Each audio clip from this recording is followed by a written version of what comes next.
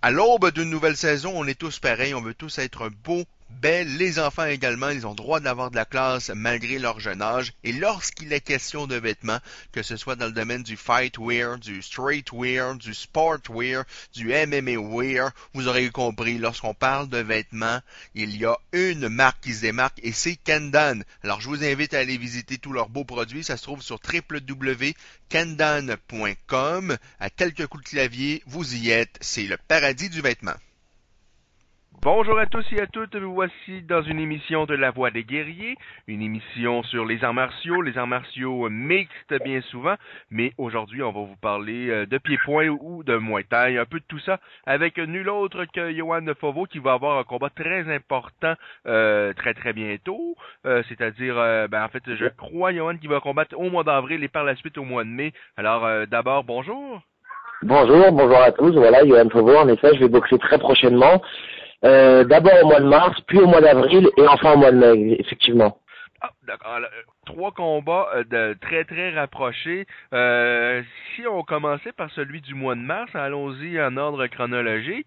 C'est où et contre qui? Alors au mois de mars, j'ai pas encore la date exacte.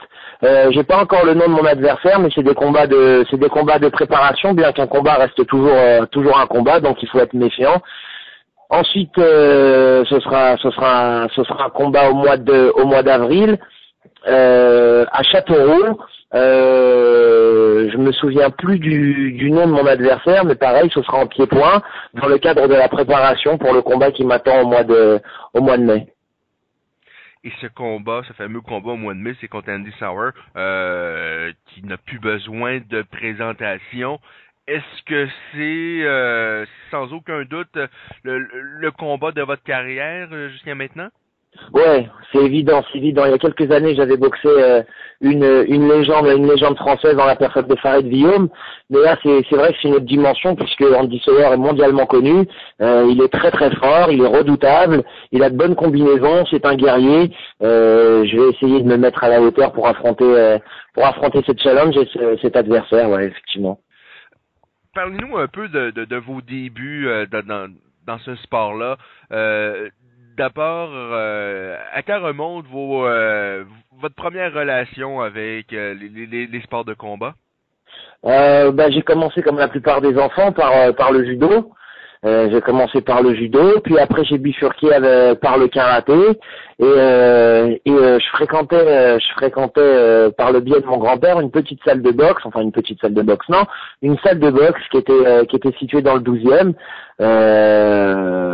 Et puis de temps en temps le professeur de cette salle-là, André Zetoun, me donnait un short et me permettait de m'entraîner comme ça de temps en temps. Et puis lorsque j'ai vieilli un petit peu, je suis parti en Thaïlande, je suis resté un petit peu là-bas, je suis rentré en France, j'ai été voir le professeur et je lui ai dit voilà, j'aimerais m'entraîner pour boxer. Ça a commencé comme ça. Vous avez parlé de votre entraîneur. Est-ce que c'est le même depuis vos débuts? Non. On s'est séparés il y a quelques années, il y a 3 ans déjà. À présent, je m'entraîne avec Franck Mézache et la team Mézache à Clichy et Steve Young. Voilà, ce sont ceux qui m'aident avec mon entraîneur, donc je le répète, Franck Mézache. Est-ce qu'il y a eu un moment au cours, parce que ça fait quand même depuis quelques années que vous combattez, est-ce qu'il y a eu des moments de doute, des moments où vous avez pensé tout arrêter? Non, jamais. Je me suis dit, c'est évident des fois on n'a pas la place qu'on voudrait avoir, où on se rend compte qu'on n'est pas là où on devrait être. Ceci dit, voilà, c'est comme ça. On fait des choix, la vie c'est comme ça. Je me suis dit, il faut que je m'accroche, il faut pas baisser les bras. Et si je suis sérieux, si je fais les choses comme elles doivent être faites, c'est obligé, ça paiera un jour. Et il faut que ça paie le 19 mai. Voilà. Ce combat-là du 19 mai, c'est un combat qui va être déterminant pour la suite de votre carrière. Ça peut être un point tournant? Ça peut être un point tournant, mais étant donné que je vais boxer Andy Sauer, je me dis que je peux boxer n'importe qui. Ça veut dire que si je fais un beau match Et si je l'emporte, évidemment, des opportunités vont m'être offertes. Mais quoi qu'il arrive, je pense que j'arrêterai pas ma carrière et je prendrai tous ceux que je pourrais prendre. Je suis prêt à boxer n'importe qui. Alors, vous avez 2 combats avant ce fameux combat contre Andy Sauer.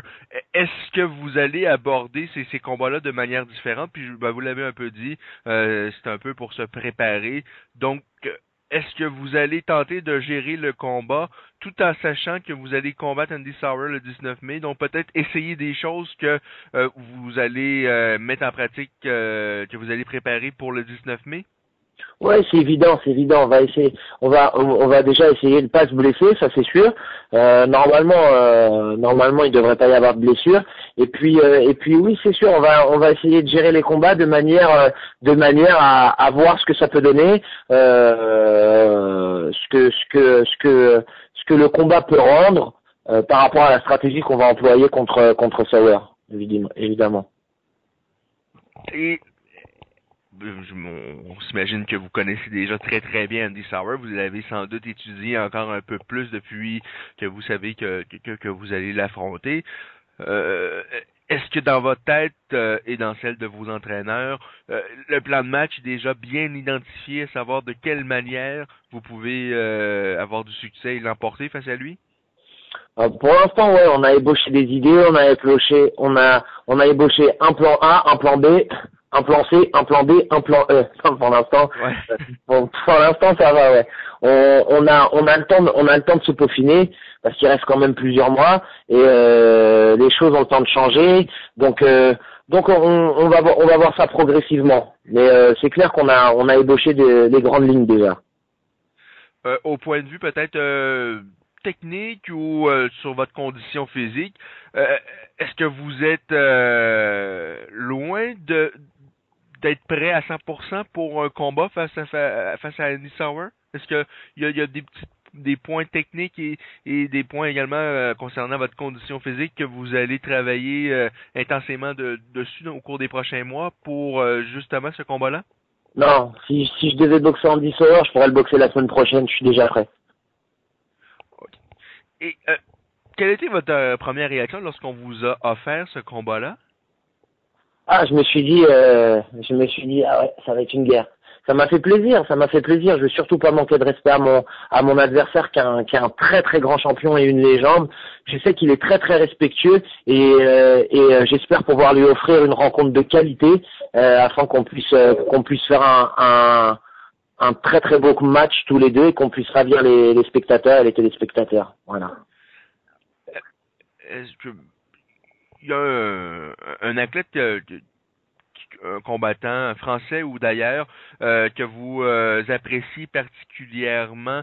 J'imagine que vous avez peut-être eu la chance de connaître d'un peu plus près Jean-Charles Skarbowski, puisque vous avez à un certain moment partagé le même entraîneur. Oui.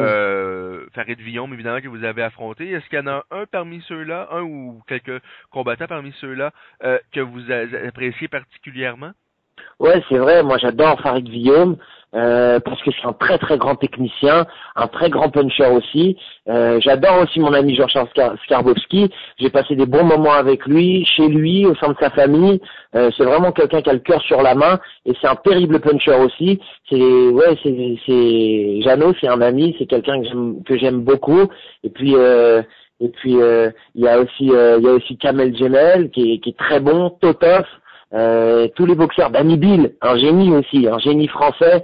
Il y a tous les boxeurs comme ça à l'ancienne, Christian Garros dont on se souvient plus beaucoup, mais moi je m'en souviens pour l'avoir vu boxer à plusieurs reprises. Et c'est tous des gens extraordinairement gentils. Et bon, c'est sûr qu'on pourrait être nostalgique, sans dire que ni Jean-Charles ni Danny Bill sont quand même, ils n'ont pas 70 ans, ils sont encore quand même très très jeunes, mais ce qui est aussi fabuleux, c'est que l'héritage qu'ils ont laissé, c'est-à-dire que le pied-point et le Muay Thai en France a survécu à leur grand talent. Il y a encore, il y a vous, et il y en a combien d'autres des jeunes qui ont beaucoup de succès présentement en pied-point en France. C'est assez remarquable de voir tout ça. Ouais, c'est vrai, c'est vrai. Ceci dit, la boxe, je pense que la boxe a changé depuis ces années. On a connu l'âge d'or de la boxe thaï avec des champions que j'ai pas cités comme Dida et Joe Prestia, qui est aussi un ami et que j'adore voir boxer quand je regarde leurs vidéos. Maintenant, la boxe a changé. Il y a, je dirais pas un désintérêt du public, mais la multiplication des fédérations et le fait que les dirigeants essaient de se tirer la couverture, au final, ça a desservi le public et ça a finalement desservi les boxeurs. Ceci dit, il y a vraiment beaucoup de combattants de qualité en France. Et voilà, si on nous donne les moyens de nous exprimer, on peut se mettre au niveau comme on a pu le constater des Thaïlandais ou bien même des Hollandais, quoi. Ouais, c'est vrai. Oui, c'est peut-être un problème pour vous de voir, et c'est vraiment pas de la faute des combattants, mais c'est les différentes peut-être fédérations, organisateurs qui, au lieu de s'allier, travaillent vraiment de leur côté, ce qui fait peut-être en sorte que c'est difficile, comme vous l'avez expliqué, pour le simple amateur, de vraiment savoir qui sont les meilleurs, parce que là on peut s'y perdre assez facilement à travers tout ce qui se passe, toutes les différentes fédérations, organisations. Ça devient un peu compliqué pour le commun du mortel. Exactement. Vous savez, quand on rencontre quelqu'un qui fait de la boxe, on a beau connaître un peu de monde à force de boxer, il y a toujours un nouveau champion qu'on connaît pas qui sort de je ne sais où, etc. Il y a des gens qui ont 2000 ceintures autour de la taille et qui ont boxé, qu'on n'a jamais vu boxer. Vous comprenez ce que je veux dire? Pour moi, la boxe, c'est un sport, c'est une discipline dure, c'est une discipline d'homme où on peut pas mentir. Et malheureusement, il y a quand même pas mal de menteurs. Ouais, et je pense que souvent c'est purement marketing. Malheureusement, les organisateurs, pour vendre leur événement, peut-être, on a inventé tellement de ceintures, effectivement.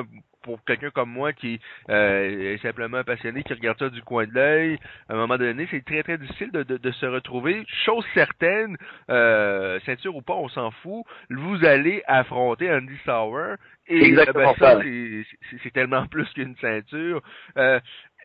Est-ce que ça doit être beaucoup plus facile se motiver pour un combat comme celui-là, on n'a pas se poser des questions, on a un gros combat devant soi. Est-ce que la motivation pour l'entraînement, ça va de soi, c'est beaucoup plus facile? Est-ce que au point de vue motivation, là, comment vous vous sentez par rapport à ce combat-là? Écoutez, je me sens bien. Moi, quand je boxe, je suis toujours très très motivé. J'ai préparé chaque combat comme si c'était un championnat du monde. À chaque fois que je monte sur le ring, c'est comme si c'était ma vie qui était en jeu. Peut-être comme la plupart des boxeurs, on peut pas boxer et faire les choses à moitié, quoi. Je suis prêt à tout pour obtenir la victoire. Donc, j'aborde ce combat avec une grande fierté, un immense honneur et vraiment je mets un point d'honneur à être à la hauteur de l'événement. Voilà. Et le combat aura lieu en France, chez vous. À Marseille, ouais. Qu'est-ce que les gens à Marseille peuvent s'attendre là? Qu'est-ce que vous allez leur préparer? Vous voulez faire un beau combat, évidemment, le gagner si possible, mais les gens qui vont se déplacer pour l'événement, à quoi ils peuvent s'attendre de votre combat entre vous et Andy Souwer? À quoi ils peuvent s'attendre? Vous avez un accent, vous êtes canadien, c'est ça? Oui, effectivement. Effectivement. Alors vous devez connaître un très très grand boxeur canadien du nom d'Arturo Gatti. Je leur prépare un combat à la Gatti, voilà. Oh, alors là, bon, peut-être, je sais pas si en France Arturo est aussi, malheureusement qui est décédé, l'Arturo Gatti, je sais pas si en France il est aussi connu que chez nous, mais Arturo Gatti, pour les gens qui ne savent pas qui il est, eh bien c'est Rocky, ni plus ni moins, c'est incroyable. Et vous qui connaissez un petit peu l'histoire, vous verrez que sur mes shirts, derrière la ceinture, sur ma ceinture de short, il y a marqué Gatti, parce que c'est un boxeur qui m'a passionné, qui m'a transcendé. Pour la petite histoire, quand j'étais à l'école primaire, lorsqu'il fallait remplir les fiches, vous savez, où on marque son nom, son prénom, le métier de la maman, le métier du papa. Moi, mon papa, c'était Arturo Gatti. Je marquais ça à chaque fois parce qu'Arturo Gatti, c'est pour moi la représentation du boxeur. Vous comprenez? Et c'est assez touchant ce que vous dites quand même. Et est-ce que vous réalisez également, vous, parce que, bon, vous, plus jeune, des athlètes comme Arturo Gatti, peut-être quelques autres également, ça n'a pas été simplement des sportifs, ça a été peut-être un modèle pour vous, des gens que vous avez appréciés. Et maintenant, ben, c'est vous qui êtes dans ce rôle-là. Est-ce que vous en êtes conscient? Bah écoutez, je m'en rends pas du tout compte. Je m'en rends pas du tout compte parce que moi, comme je viens de vous le dire, j'ai peur d'être répétitif, mais moi, je me berce encore à l'heure d'aujourd'hui. Il n'y a pas une fois où je regarde pas Gatti Ruelas, Gatti Ward 2 ou 3.